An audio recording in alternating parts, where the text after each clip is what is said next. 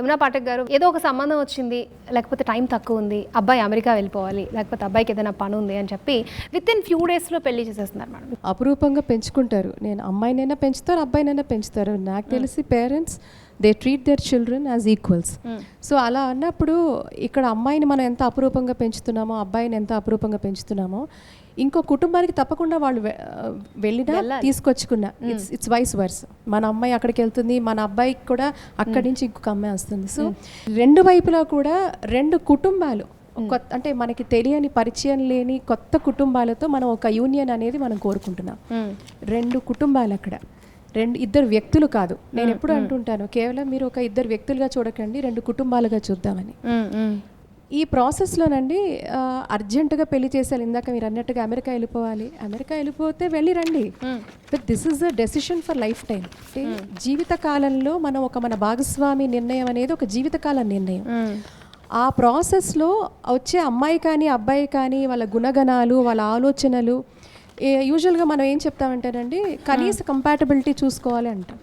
ఒకప్పుడు కంపాటబిలిటీ ఎలా చూసేవారు?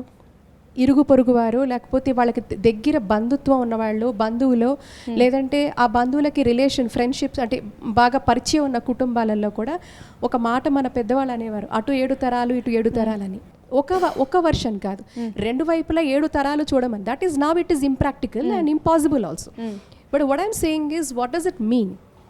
కనీస అవగాహన ఆ ఇద్దరు పిల్లల మధ్యనే కాదు, ఆ కుటుంబాల మధ్యన కూడా వాళ్ళ ఒక వ్యక్తిత్వం, వాళ్ళ మనస్తత్వం, వాళ్ళ ఆలోచనలు, వాళ్ళ వ్యవహారాలు, వాళ్ళ ఆచారాలు, ఇలా అనేక ఆస్పెక్ట్స్లో ఒక 360 degrees డైమెన్షన్లో ప్రతి కోణంలో కనీస అవగాహన ఈ పరస్పరం రెండు వైపుల నుంచి ఉండాలి.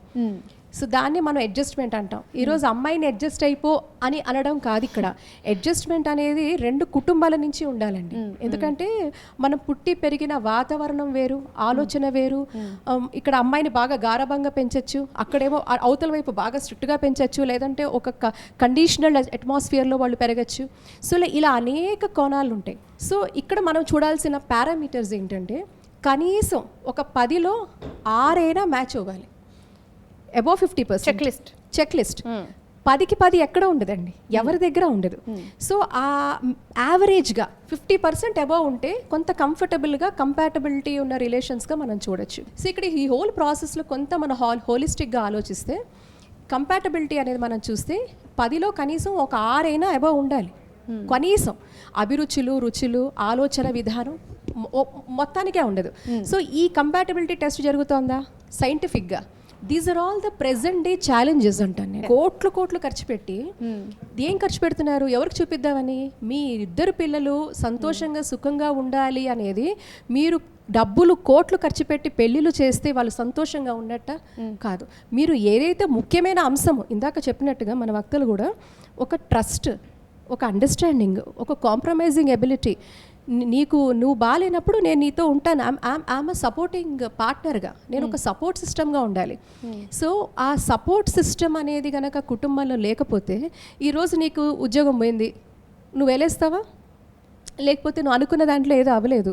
So will you keep taunting your partner? So పార్ట్నర్ని ఎట్లా రెస్పెక్ట్ చేయాలనేది చాలా ఇంపార్టెంట్ అండి.